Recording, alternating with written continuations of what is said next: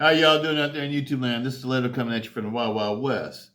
Well, continuation of the series of videos I'm doing on the knives I've tried over the last couple of years for wood crafting and heavy duty use, outdoor use, and which ones that I like, and I'm just gonna let you know. This one right here, as you know, these are the newest ones, the newest editions. SK5. This is a hollow ground SK5. Got for my birthday for 29 bucks at Midway. Absolutely love it. Absolutely love it. Next up is going to be my 3V SK5 that I also bought at the same time at Midway this year for my birthday. And this one is awesome. This one goes to work in my bug out bag. Every day. Every day. That one goes to work with me. And this one right here, my Magna Cut USA Demco knives. Free reign. Free reign. This is one of my favorite knives, period, of all my fixed blade knives. Absolutely love it. And that goes to work with me every day too, in my other bag. This one right here, out of all of these, this is probably one of my favorite knives for wood crafting. It's not the best for splitting wood or batoning, but it does a lot of other things really well, like carving and I don't know, just does a whole lot of stuff. And it does do the batoning too. It's a heavy duty knife. It's an SE6 with the 3D handle. Came with the 3D handle scales. G10, no, Micarta handle scales. Absolutely love it. It's seen a lot of use this past couple years. It's one of my favorite knives, people. 1095 HC. 1095 HC on that one. Highly recommend all of these. This one to me is the king of the budget knives for this size category. Even though it's a hollow grind, and I don't recommend hollow grinds for heavy duty wood use or whatever. I did heavy duty use with this one and it survived it just fine. Didn't even dull the edge or anything. It still has original edge on it. It's just been stropped. And it's still razor sharp. Japanese SK5 1085 I have found is a good steal. It's a good steal. And this one, 3V. What else can you say? CPM 3V. Excellent. Magna Cut. What can you say? That's one thing about me, people. I don't, because these are knives that I buy. It's not knives that, the manufacturers send to me to test out or anything. These are my personal knives. And so I always buy things I think I'm going to like. And so you very seldom will probably see me have a knife that I don't like unless it breaks on me or it fails on me and I thought it was supposed to be something great. All these knives here, including this one right here, the SE, have all lived up to their reputations with me. They have all been put through, I've pounded the mess out of this knife. It's had a lot of heavy duty pounding on it. All these knives have been heavily pounded on. You guys have seen me pound on them in YouTube videos. And so, I'm telling you the truth. These are some strong knives. And I got faith in every one of them. I've heard people badmouth these kind of handles. I don't have a problem with these. These kind of handles to me feel super comfortable and they absorb all the shock when you're batoning wood and stuff like that. Now, would I pound on the handle? No. You're not supposed to pound on the handle when you baton through wood, people. You're supposed to hit the blade, not the handle. Why are you going to pound on your handle? You're just going to tear up your knife. Why you want to tear up your knife? Don't pound on your handles. Pound on the blade.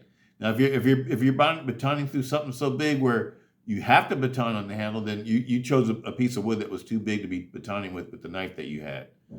You chose the wrong tool for the piece of wood that you were trying to baton through. You should have chose a longer tool. That's the way batoning sort of works. You baton through wood that fits your knife blade.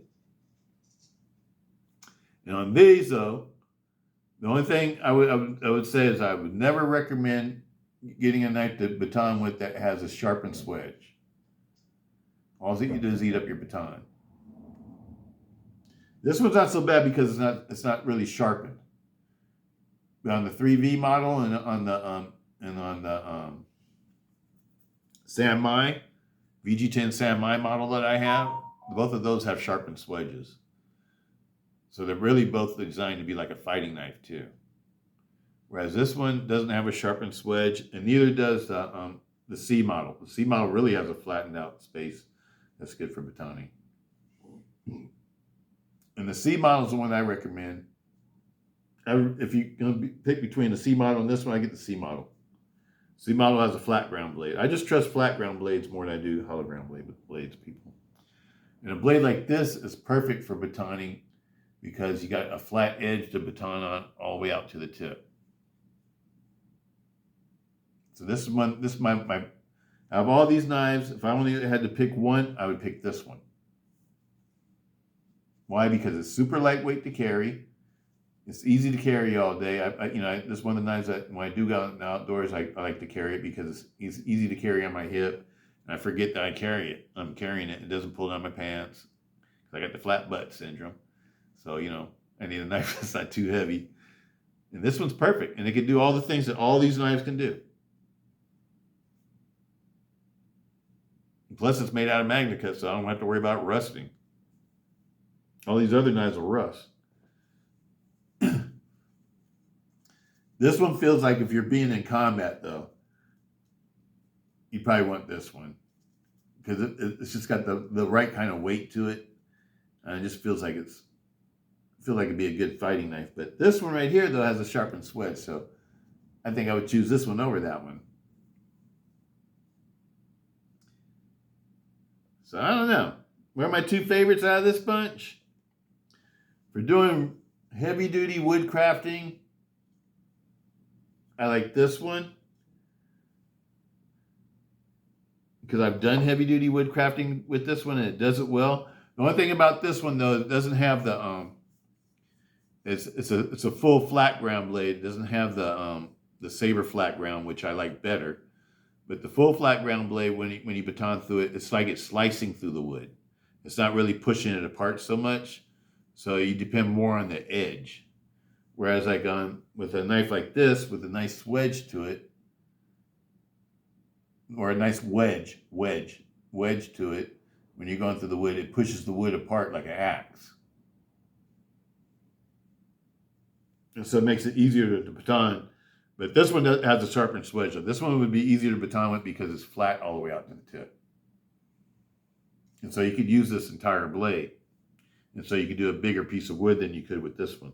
This one right here, if you can't pound like right around in here, so you only could do a little narrow piece of wood, actually. Because you can't really use this part out here unless you're just going to tear up your baton. This one right here, you could do a wide piece of wood. Because you got a nice piece of a flat blade tang to pound on. This doesn't have a sharpened swedge. Sharpened swedges to me for wood crafting knives is like a no-go. That's like it's cool for a combat knife, but not cool for a wood crafting knife. That's my opinion, people. But anyway, that's these. You've heard all my opinions on them. This is my favorite. This is another one of my favorite. I love this SC6. I've used this one a lot, and I got a lot of faith in this knife. Just like my BK9, I got a lot of faith in my BK9 too. This is one of the new kids on the block, though. And this one's proven how tough it is. So I have total faith in this one. It feels more like a fighting knife.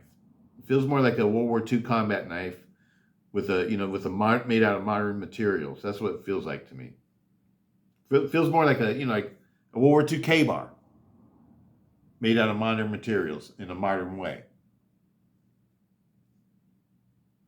This is an awesome blade. 3V. And for the price of this one, for like right around $100 at Midway, you can't beat it, people. It's hard to beat it. Just like that. To me, the SRKs are great values. Just like this one. This was a great value. $29. You can't beat that. It's hard to find something, that's better than this for $29 for, a survival rescue knife. SRK. Now this, if you can afford to spend a little bit more, this is $200.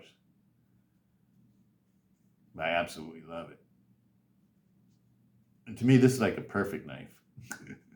This is like a perfect fixed blade. I absolutely love it. It's my favorite fixed blade. All right, people. Well, that's it for those. Now we're going to get into the big boys.